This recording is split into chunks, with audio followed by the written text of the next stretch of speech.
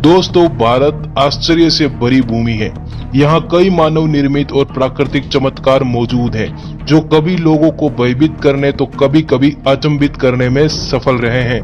आज हम आपको बताने जा रहे हैं ऐसे ही कुछ अविश्वसनीय मामले जो दुनिया के तमाम लोगों को अपने रहस्यों से चकित कर चुके हैं। तो चलिए जानते हैं इन रहस्यों के बारे में इस वीडियो में। लटकते खंभों का रहस्य, वीरभद्र मंदिर, आंध्र प्रदेश।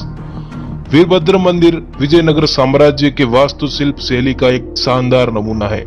इसमें स्थित विशाल नंदी मूर्ति, फ्रेस्को पेंटिंग और नक्काशी जैसी आकर्षक फीचर्स के अलावा इसके लटकते खंभे जिज्ञासा उत्पन्न करते हैं। मंदिर में कुल मिलाकर 70 खंभे हैं। हालांकि दूसरों के विपरीत उनमें से एक खंभा जमीन के संपर्क में नहीं रहता, अर्थात यह हवा में लटका हुआ रहता है। ऐसा माना जाता है कि खंभे के आशीर्वाद के लिए नीचे को स्लाइड करके आशीर्वाद प्राप्त किया जाता है।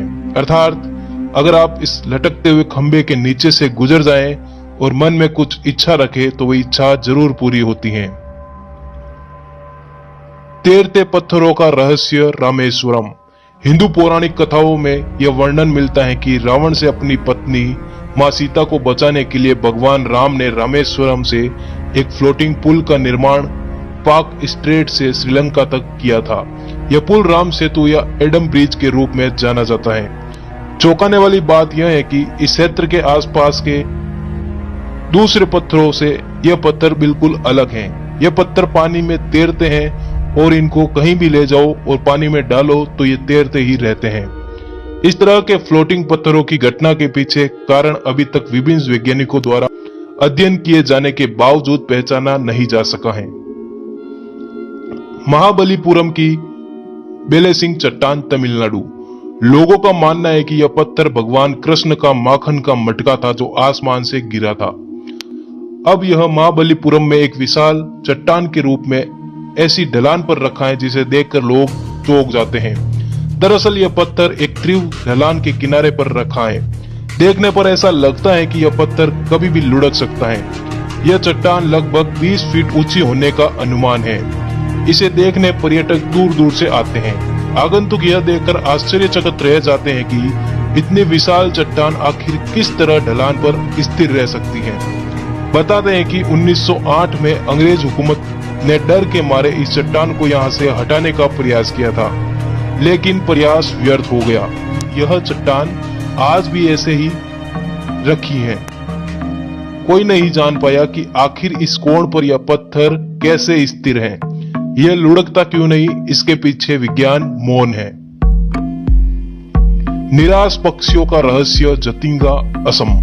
पूर्वोत्तर में असम के जतिंगा गांव में मानसून बीत जाने के बाद एक ऐसा आवरण बनता है कि स्थिति धुंध पड़ने के समान हो जाती है और इसी समय गांव एक अजीब घटना का साक्षी बनता है। दरअसल यहाँ के स्थानीय और प्रवासी पक्षियों में एक अजीब व्यवहार परिवर्तन देखने को मिलता है। घाटी के सारे परिंदे इस समय विचलित हो जाते हैं और रोशनी की ओर खींचे जाते हैं, लेकिन ये परिंदे इस घाटी से बाहर निकल ही नहीं पाते। थक हार कर फिर ये जमीन पर उतर जाते हैं। अजीब बात यह है कि ये परिंदे फिर से उड़ान भरने की कोशिश नहीं करते। हालांकि रहस्यमय रूप से ऐसी घटना केवल झींगा रिज की एक विशेष पट्टी पर देखी जाती है, न कि पूरी जगह। तो आज भी वैज्ञानिकों के लिए रहस्य बना हुआ है कि ये पक्षी आखिर मरने के लिए उस स्थान पर क्यों जाते हैं। भानगढ़ का किला, राजस्थान। चाहे आपने आत्माओं की पूरी अवधारणा को बकवास समझकर दिमाग से बाहर फेंक दिया हो, भानगढ़ का किला आपके विचार बदल सकता है। यह किला एक निर्जन क्षेत्र में स्थित है और यहाँ होने वाली संदिग्ध गतिविधियों के पीछे कई किंवदंतियां हैं। यह किला सुंदर वास्तुकला, हवेली, मंदिर, खंडर, उद्यान से सज्जित है और यात्रा के लिए सामान्य जनता के लिए भी खुला है। हालांकि कई पर्यटकों ने स्वीकार किया इसके वातावरण में कुछ संदिग्ध मौजूद है। कईयों ने तो इसमें सीधे आत्माओं की रहस्यमय आहट सुनने की बात तक कही है। यह भी माना जाता है कि रात में इस जगह पर कोई भी गया तो वह कभी जिंदा वापस लौटकर नहीं आता। यहाँ पर भारतीय पुरातत्व सर्वेक्षण ने चेतावनी बोर्ड भी लगा रखा है, जिस पर लिखा है कि सूर्यास्त के बाद और सूर्योदय से पहले भानगढ़ किले में जाना प्रतिबंधित है। क्या ताजमहल है भगवान शिव का मंदिर? ताजमहल मुगल शासन काल की बेहतरीन उपलब्धि के तौर पर माना जाता है। इसे प्यार का बेजोड़ प्रतीक भी कहते हैं। 17वीं सदी में शाहजहां ने अपनी पत्नी मुमताज की याद में इसे बनवाया था, लेकिन साल 2007 में भारतीय लेखक और प्रोफेसर पुरुषोत्तम ओक ने दावा किया था कि ताजमहल पुराने समय में भगवान शिव का मंदिर हुआ करता था।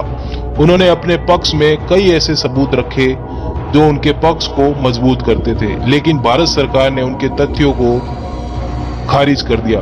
हालांकि कई लोगों का मानना है कि भारत में दंगे जैसी स्थिति पैदा न हो, इसलिए भारत सरकार ने उनके दावों को खारिज किया है।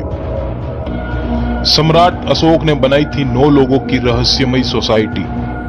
इतिहास की रहस्यमयी चीजों में सम्राट अशोक 9 लोगों की सोसाइटी का जिक्र सामने आता है। सम्राट अशोक ने 273 ईसा पूर्व में कथित शक्तिशाली लोगों की सोसाइटी की नींव रखी थी। इस सोसाइटी का निर्माण कलिंग के युद्ध में 1 लाख से अधिक लोगों की जान जाने के बाद हुआ था।